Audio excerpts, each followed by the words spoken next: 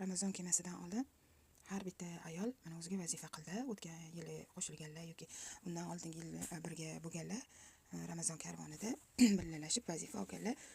Bu yili 100 rakatga olib chiqaman yoki qaysidir surani yodlayman yoki misol uchun Baqara surasini yodlayman deb o'zingizga niyat qilgan bo'lishingiz mumkin. Yoki masalan kam yeyman, kam uxlayman, ko'proq zikrda bo'laman. Peshin namozi bilan asr namozini orasida bu duoni o'qiyman yoki bo'lmasam bu zikr qilaman deb xullas ko'plab niyatlarni oldimizga qo'ygan bo'lamiz, lekin Ramazon oyi kelgandan keyin qarabsizki, hammasi teskarisiga chappasiga ketib qoladi. Hattoki katta plakatlarga yozib chizib bu surani bu kunda o'qiyman, buni yodlayman, bu zikrlarni bu payt qilaman, chalg'imaslikka harakat qilaman, qizil flomasterda katta qilib malayani yoki lag'vlardan uzoqroq yuraman degan taqdiringizda ham Alloh taolo qadari boshqacha qilib yozgan. Faqat aks urganimizda alhamdulillah ala kulli hal demaymiz. Har qanday holatda senga hamd aytamiz. Faqat shu paytda aytmaymiz. Bizani qo'ygan rejalarimiz yo'ldan chiqib ketadigan bo'lsa ham har qanaqa holatda demak men uchun shunisi yaxshi ekan. Bu ovqatlarni qilaman, bu ovqatlarni qilaman deb bizga dufkalar qilaman deysiz, qarasangiz ro'zg'or o'tgan yildagi bo'lmadi. Buni olaman, buni olaman dedingiz, qarasangiz pul oldingidagi bo'lmadi. Yoki bo'lmasam kuchingiz oldingidagi bo'lmadi. Birdan oshqozonni davoladingiz, har xil vitaminlarni ichdingiz, tayyorlandingiz, lekin kelishi bilan gripp bo'ldingiz yoki virus bo'ldi. Sistit bo'ladi ayollarning ko'pi. Ko'ryapsizlar hozir, yo svet o'chadi, yo gaz o'chadi. Xullas hamma yo sinov. Har qanaqa holatda ham alhamdulillah ala kulli hal. Ramazonda darajasi ulug' bo'lgan vaqtlar bor. Ular 3 ta vaqt. Birinchisi bu albatta bomdod namozidan keyingi payt toki ishroq paytigacha. Ikkinchisi oxirgi vaqti bu og'iz ochishga 2 soat qolgandagi muddat, asr bilan shom orasida. Uchinchisi subha kazib kirishidan oldin biroz avval, tong otishiga bir 2 soat qolganda, og'iz yopishga 2 soat qolgandagi bo'lgan vaqtlar, ularni g'animat bilishimiz kerak ekan, duolar qilishga, Qur'oniy duolarni ko'proq qilishga, tavhid kalimalarini o'qishga. Demak, shayton kishanlangani bilan bizani oldimizda nafs qoldi. Nafs ochlik bilan taslim bo'lishiga qo'y berish kerak. Ha, nima so'rasa shuni beraverishimiz kerak emas.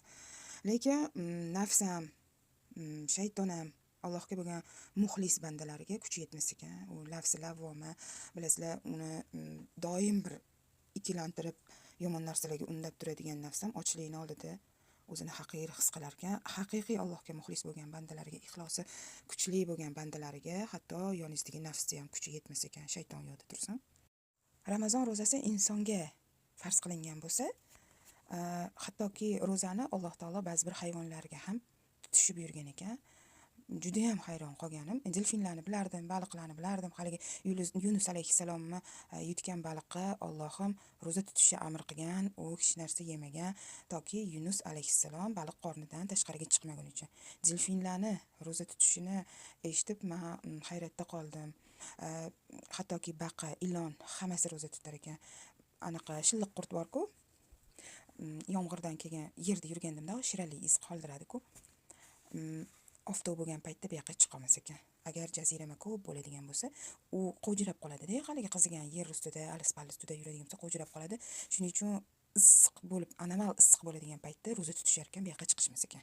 Yoki rakushkalar bor-ku, kichkinagina shu ulitka deymiz-ku, shu ulitka ham o'zini muddati bor ekan ro'za tutadigan. Tok ipak qurti deydimi? Shu ipak qurti, qushlar, hattoki korolevskiy pingvinlar bor, bilasizlar, ularning ham hammasi ro'za tutishar ekan. Faqat Alloh taolo o'zi ularga bildirib, qaysi payt tutib, qaysi payt tutmaslikni o'rgatib qo'ygan.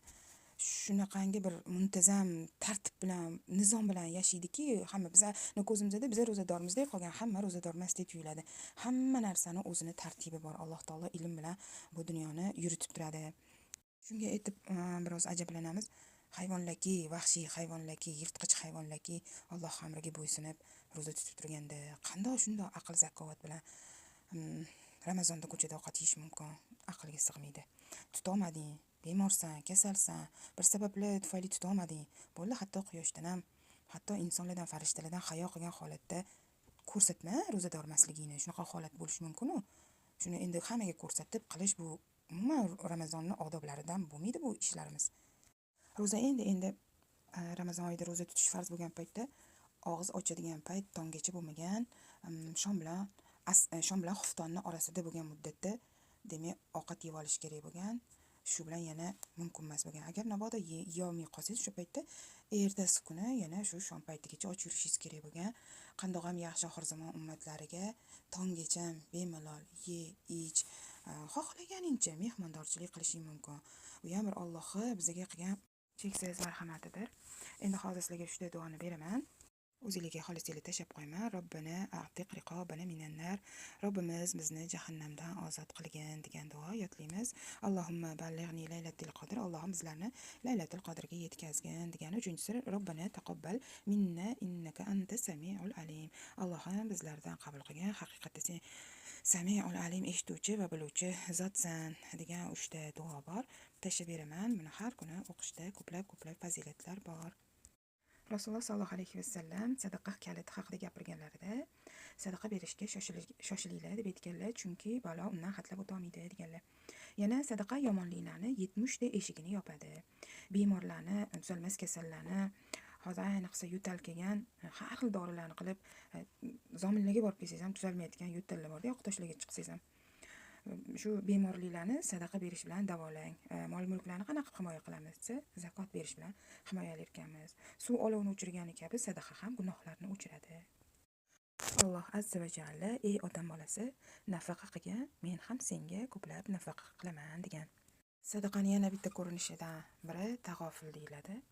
Tag'ofil bu bandalarni qilgan amallaridan g'ofil qolish.